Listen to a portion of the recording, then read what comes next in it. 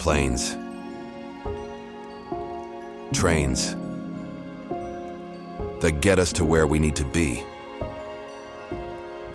They have protected us over the years. And now, for no reason, here are trains and planes exploding.